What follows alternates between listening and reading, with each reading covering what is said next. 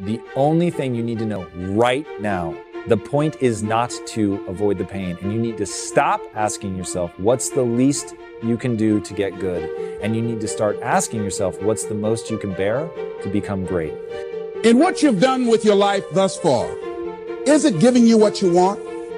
Is it giving you what you want? When you look toward the future, when you look at all that's going on out here, is there some place within yourself you say, hey, I know I need to be out there in that arena? The elite performers look at time and use time completely differently than the people who perform at an average level. Once you understand that the whole point is to let the suffering and the pain harden you into becoming the version of yourself that you need to become in order to execute at the highest level, to be world class at anything, and stop avoiding it, stop being afraid of it, and start understanding for what it really is, which is the thing that shapes you. So my entire youth, I feared pain. I moved away from pain. If something was emotionally or physically difficult, I avoided it. And I remember being in the gym one day going, can you stop asking, like, what's the least you need to do to consider it a full week workout? Because it was like, could I stop now? Could I stop now? Could I stop now? And I was like, do you want the muscles, or do you want to like put on a show that you showed up? Like, you showed up, right? Like, because the muscles demand what the muscles demand. Like, you have to break them down, you have to push, you have to do more. This is gonna seem weird, but I promise you I know what I'm doing. It's gonna seem weird, but I know what I'm doing, okay? I'm old, I know what I'm doing, all right? So put your age in there. Now what I want you to put down is how old you wanna be when you leave this earth.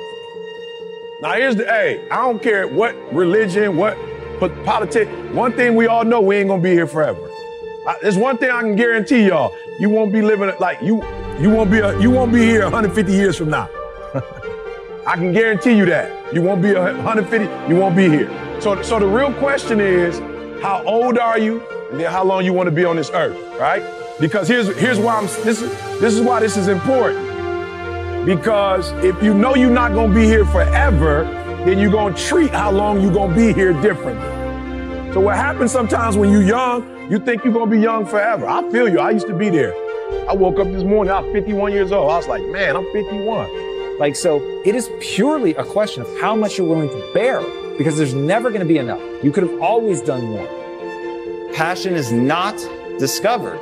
It is not uncovered. You are not an archaeologist who is meant to turn in, meditate, and find the thing that somehow has been eluding you your whole life, but is secretly your very mission and reason for existing. And I hope that the very notion of that, when you say it, sounds absurd.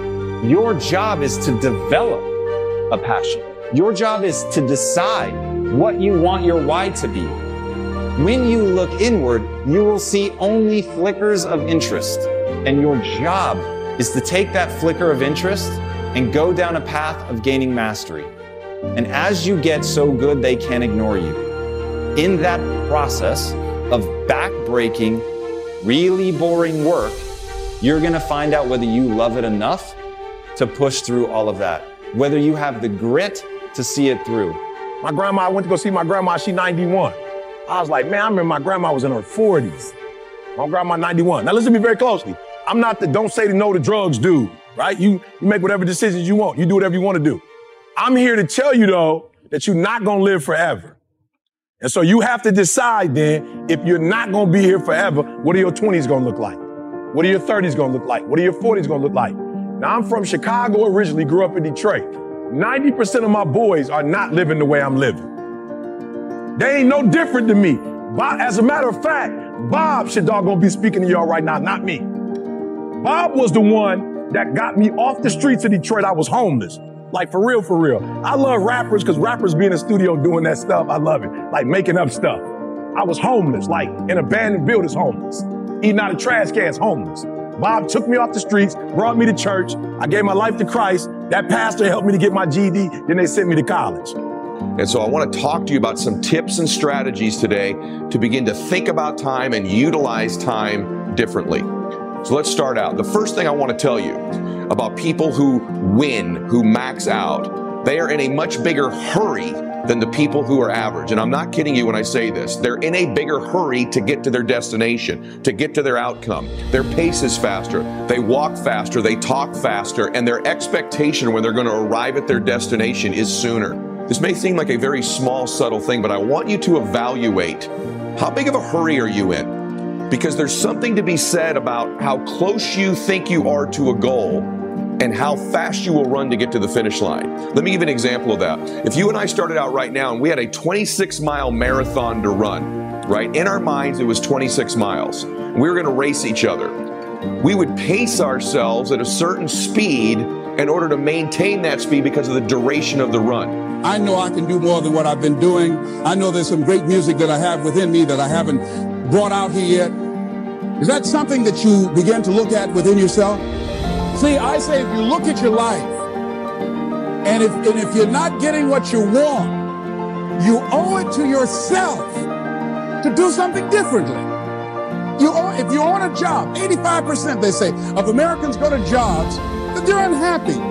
If you're doing something 8 hours a day that you don't like, it's not giving you what you want, it's not giving you a strong feeling of satisfaction and fulfillment. You're miserable, you hate to go there, you're depressed just thinking about it.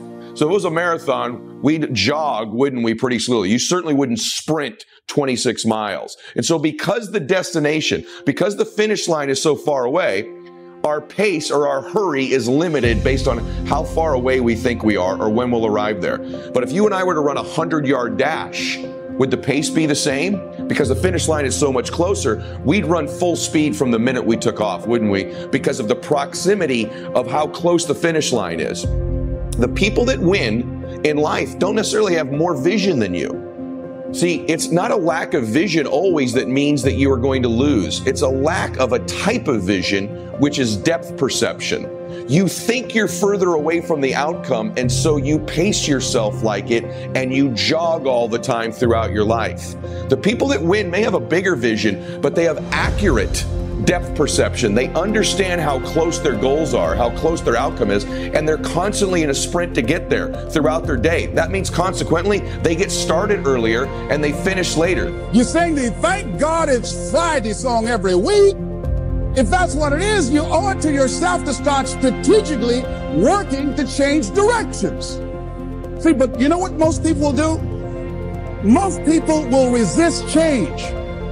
Most people will fight change as if change would be worse than what they're experiencing. See, they know this. They're familiar with this. Most people will not challenge the unknown. They won't just step out there.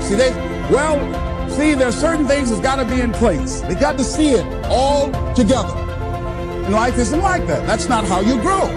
So as you look at your life, you're saying, I'm not getting what I want. As you begin to look toward the future, begin to know that whatever it takes for you to create that, you've got that in you. They get up earlier. Throughout the day, they're in a bigger hurry to get to the places they need to be because the finish line in their mind is so much closer. I cannot emphasize this enough to you, is just the pace and the way time shrinks for elite performers compared to the average. I'm telling you, the average performer can say the same things, read the same books, have the same schedule, yet the person who is in a bigger hurry throughout the day ends up winning the day, winning the week, winning the month, winning the year, and winning the life.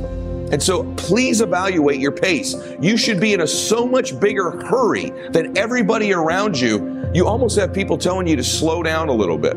So that's number one, is you've got to be in a bigger hurry. The second thing is the way we begin our day. I'm going to tell you right now, either you're going to control your time or your time's going to control you. Either you are going to dictate the terms of your life or you're going to be somebody who reacts and responds throughout their life.